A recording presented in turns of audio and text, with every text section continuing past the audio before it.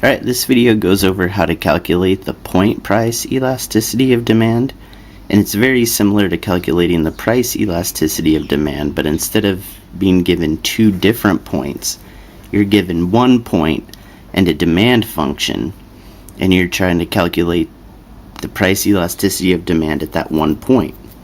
So to get the equation, we start out with our same equation as before, this percent change in quantity over percent change in price. This is also equal to the change in Q value over Q, which is percent change in Q, over change in P over P, which is the same as percent change in P. We can rearrange this equation to get P over Q, which is our 1 point, times change in Q over change in P. So the trick here is, how do we get this change in Q over change in P? And we do that by taking our demand function. So here's an example, 15,000 minus 50p.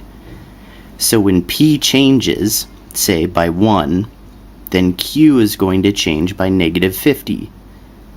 So our change in Q over change in P is going to be negative 50 over 1, because P changes by 1, Q changes by negative 50. So our value here is going to be negative 50. So now we know what our change in Q over change in P value is. We just need to look at our P over Q value. So let's do some examples. The first example is, what if we have a price of 100 and a quantity of 10,000? So remember, we do our P over Q. So we want 100 over 10,000, and then this quantity is going to be multiplied by our change in Q over change in P value, which is negative 50. So 100 over 10,000 times negative 50 is going to give us negative 0.5, because this right here is going to be the same as 1 over 100, and negative 50 times 1 over 100 is going to give us negative half.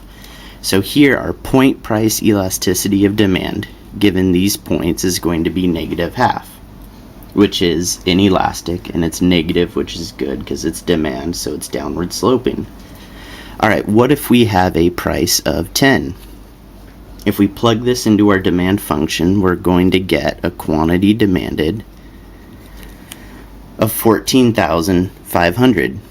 So again, we put price over quantity times that change in Q over change in P, so 10 over 14,500 times our negative 50. So what is that going to give us? If you use a calculator, you end up getting a value of 0.034. And that makes sense, because as the price goes down, we end up seeing more inelastic, relatively more inelastic demand. This is getting closer to 0, which is saying that the sensitivity of quantity to price is becoming smaller. And that makes sense. If you see your typical demand curve, you're more elastic in this range and more inelastic in this range. And so we dropped the price from 100 to 10, and so we would expect to see a more inelastic value.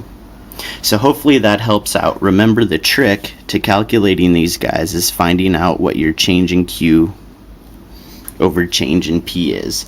So let's just do one more example to hit that home. What if you have a demand function where Q equals 8,800 minus 1,000 P?